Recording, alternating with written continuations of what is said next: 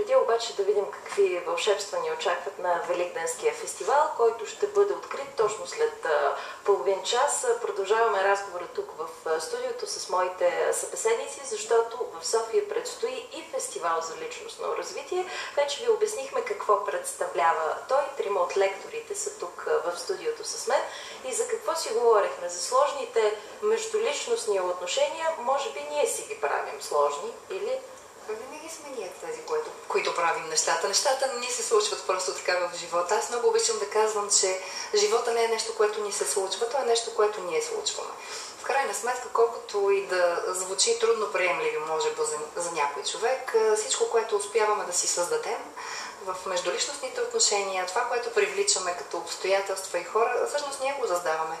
Било то съзнателно или несъзнателно. Значи истина това клише, че ако сам си го направиш, никой друг не може да ти го направи. Така излиза. Мартина, само вашата тема не представих. Как решенията на неразрешимите ситуации да ни намерят сами? Възможно ли е на практика това? Биха попитали мнозина.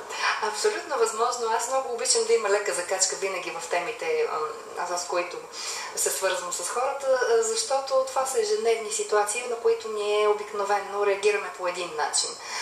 Свикнали сме да считаме, че една трудно решима ситуация просто остава трудно решима или неразрешима. За мен обаче няма неразрешими ситуации, защото една ситуация, на която не намерим решение, не намерим изход, всъщност остава ненаучен урок. А във всяка една ситуация, колкото и да е трудна, всъщност винаги има най-малко един или два изхода. Но това, което ни пречи да го видим, обикновено са емоциите.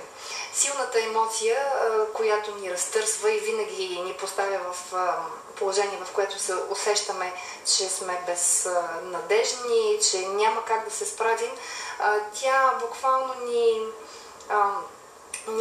пречи на взора, на погледа. И всъщност ще предложа на хората различни методики, различни малки провокации, предизвикателства и в практиката, не само в приказки, за да успеят да снижат интензитета на тази емоция, която пречи всъщност човек да включи рационалното мислене и да види, че има винаги изход. Сигурна съм, че Анна и Димитър също са подготвили закачки, но какво ви накара вас тримата, доколкото разбирам, всички преди сте се занимавали с нещо друго. Какво ви накара да се занимавате с междуличностни отношения и да помагате на другите хора по един или по друг начин? Ами аз може би, не знам, аз да продължа.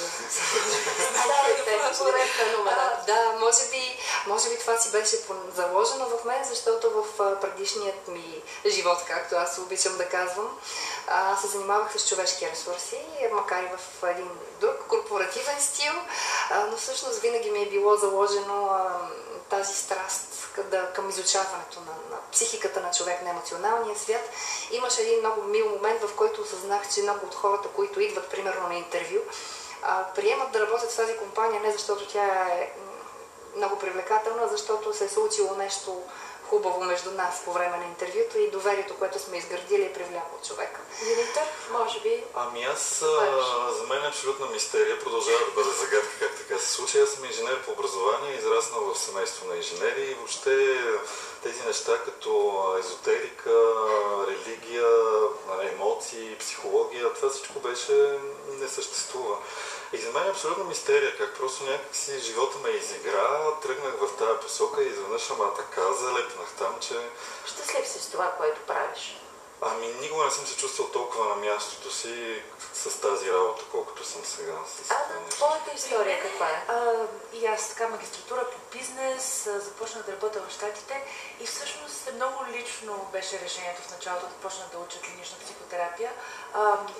Бях човек, който изпадна в много трудно положение, бях емоционално зле, имах много ниска самооценка и през процеса на намиране на себе си, през моя личен процес, след като излязох на бял свят и намерих себе си, първото нещо, което знаех, че искам да правя, е да помагам на други хора, разбира се, чрез клинични методи. Трудно ли? Звучи много трудно. Ами, трудно може би не е думата, голямо предизвикателство е, но изключително приятно. Ами аз ви пожелавам и на тримата да продължите да се чувствате приятно с това, което правите, и успех на фестивала. Мартина Иванова, Анна Тодорова и Димитър Жечев за фестивала за личностно развитие и здраве, който разбрахте предстои през уикенда. Само за няколко месеца пътните